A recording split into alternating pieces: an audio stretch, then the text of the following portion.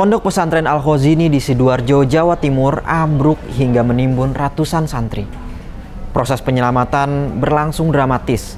Sementara keluarga korban terus berharap agar tim penyelamat berhasil mengevakuasi korban yang tertimbun reruntuhan bangunan. Yusuf, umurmu berapa? 16 tahun. Apa yang luka? Nggak ada. Ya? Nggak ada ya, cuma perut kecepet ya? Ya, di sebelah kiri, Jus. Ya. Haikal, Ya, kamu yang sakit apa, nak? semuanya sakit. Semuanya sakit. Oke, semangat ya. Sabar ya.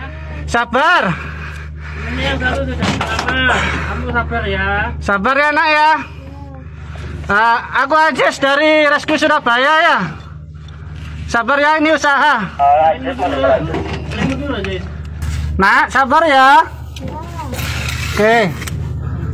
Yuk, salawatan yuk. Semangat ya. Kita usaha ya. Kamu sakit semua, nak? Oke. Yusuf, dari mana rumahmu? Malang. Malang. Oke, tahan ya Yusuf ya. Haikal. Oke. Kapan jangan lupa. Kita usaha ya secepatnya ya. Kamu bantu tarik ini ya, Ya. gas ya. Tandu. Jangan tarik kaki itu ya, Mas. Gesek pelan-pelan. Santai Sob, santai Sob, tenang Sob. Wes siap diseret Sob. Tarik ya Sob. Bantu. Oh. Oke. Yuk, pelan-pelan. Tahan terus. Tenang.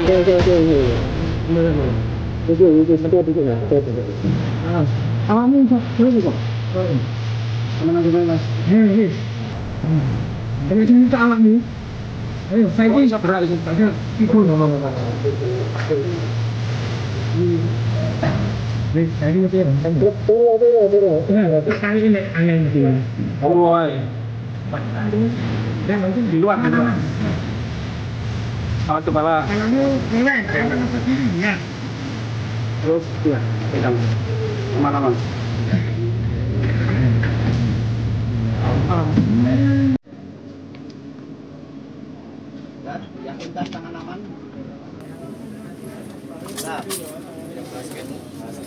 Ada basket sini. Basket di sini. Basket di depan akses. Sini aja, Bang. Oke.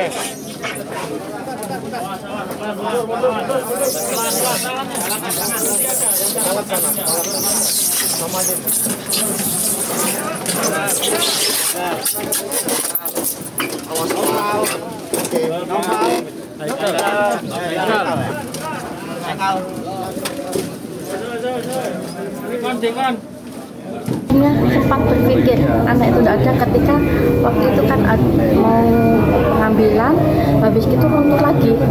Dari situ saya down.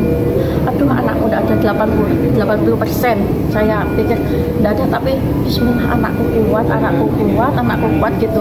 Sholawatan terus sampai dengar barusan itu jam 3 Haikal diketemukan. Haikal bisa keluar, alhamdulillah, masya Allah, itu pokoknya. Lalu kemudian dari kantor kantor pusat itu terdiri dari Direktorat Operasi. Melalui pantauan kamera pengawas, proses evakuasi reruntuhan musola Pondok Pesantren Al-Khozini, Buduran, Sidoarjo, Jawa Timur masih berlangsung. Total 108 orang berhasil dievakuasi, terdiri dari 103 selamat dan 5 meninggal dunia. Namun berdasarkan data absensi Ponpes dan laporan keluarga, masih ada 59 orang diduga terjebak di bawah reruntuhan. Tim SAR gabungan melakukan asesmen ulang untuk memastikan korban yang masih terjebak di reruntuhan bangunan musola Ponpes Al-Khozini. Dalam kondisi ini, penggunaan alat berat masih sangat terbatas.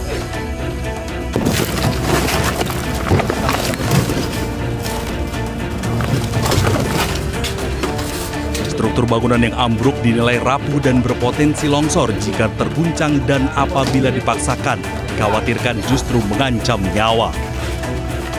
Jika tidak lagi ditemukan tanda-tanda kehidupan, pemerintah bersama Basarnas akan bermusyawarah dengan keluarga korban sebelum melanjutkan evakuasi menggunakan alat berat.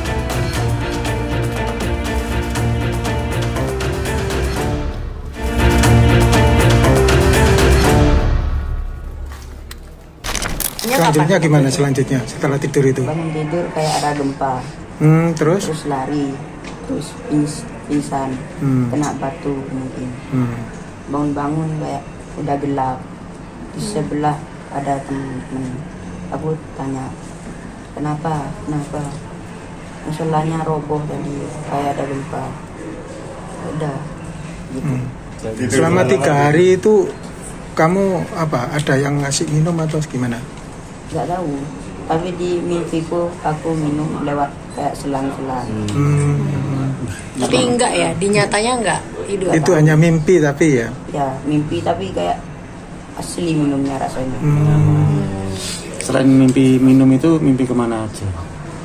Jalan-jalan. Jalan-jalan kemana? Enggak tahu, pokoknya Ke kota gitu atau ke Mekah atau gimana? Suasananya itu loh, ke masjid atau ke mana jalan-jalannya?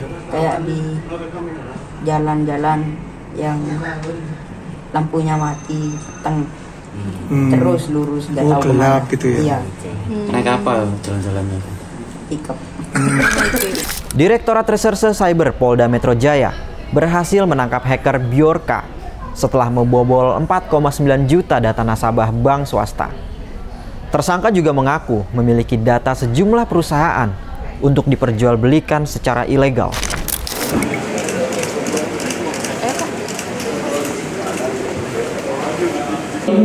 Sampai dengan sekarang itu apakah sama atau tidak?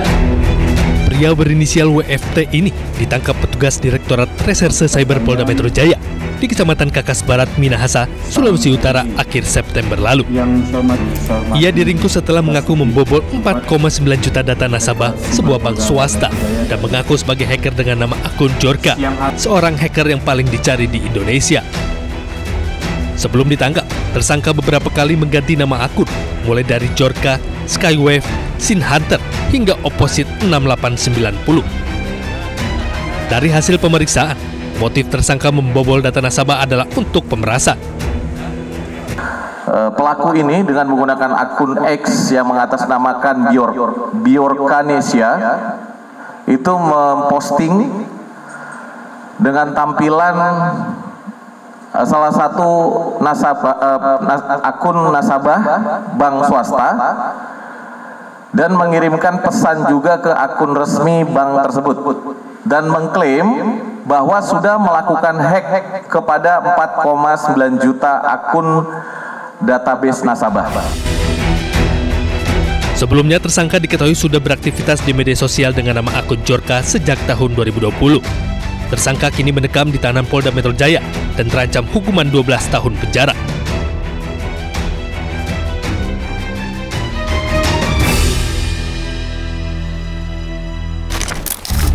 Thiago Avila from the steering committee of the Global Sumud Flotilla.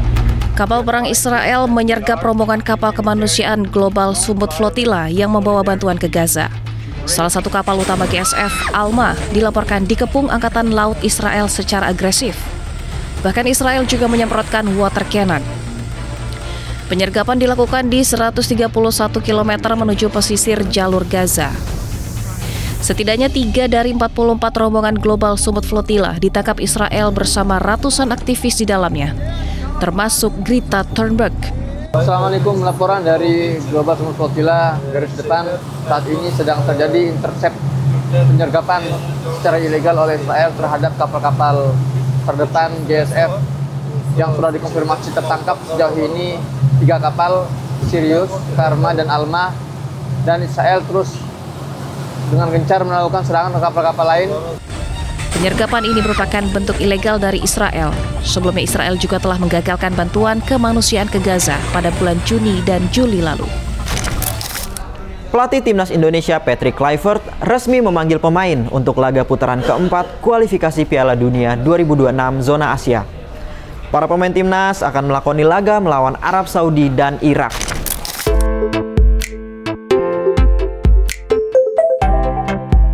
Para pemain timnas Indonesia berangkat ke Jeddah, Arab Saudi melalui Bandara Internasional Soekarno-Hatta, Tangerang, Banten pada Kamis siang. Total ada 11 pemain yang berangkat dari Indonesia. 8 diantaranya merupakan pemain yang berlaga di Super League, termasuk kiper Borneo FC Nadeo Argawinata yang dipanggil jelang keberangkatan timnas Indonesia. Berangkat yang dari Super League, berangkat dari Jakarta, dan saya akan dampingi para pemain. Ada 11 pemain yang akan berangkat dari Jakarta. Nadeo juga dari hari ini nanti. Nadeo itu nanti pesawat jam 3, tidak bersama-sama dikarenakan semalam baru kita beritahu kalau Nadeo diberangkatkan. Sementara itu, para pemain yang bermain di luar Indonesia juga langsung menuju Arab Saudi.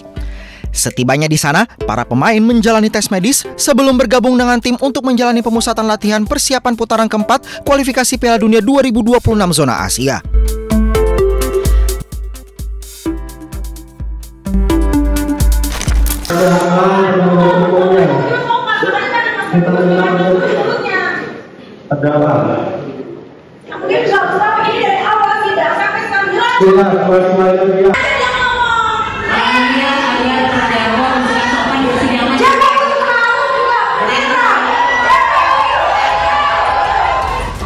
Hakim, jaksa, hingga pengunjung sepertinya mulai terbiasa menyaksikan selebritas Nikita Mirzani naik pitam dan protes keras di setiap persidangan. Tidak hanya itu, perempuan yang terjerat kasus dugaan pemerasan dan tindak pidana pencucian uang ini juga tak sungkan berjoget ketika berdebat dengan jaksa penuntut umum. Tentu saja aksi joget Velocity itu mendapat teguran dari hakim karena dinilai tidak pantas. Tak cukup dengan aksi beraninya sepanjang persidangan, penampilan modis Nikita Mirzani juga berhasil menarik perhatian publik. Aktris sekaligus penyanyi ini tampil modis dengan pakaian dan tatanan rambut elegan. Tak ketinggalan tas tangan bermerek melengkapi gaya mewah Nikita saat duduk di kursi pesakitan. Jauh dari kesan seorang terdakwa, penggemar menyambut kedatangan Nikita Mirzani ke dalam ruang sidang Pengadilan Negeri Jakarta Selatan. Alter batik karya Ana Avanti kali ini juga mendapat sorotan pengunjung sidang. Sebelumnya Nikita Mirzani didakwa melakukan pengancaman melalui sarana elektronik terhadap pengusaha perawatan kulit Reza Gladys. Ia dan asistennya juga terjerat tuduhan pencucian uang atas dana yang diterima korban.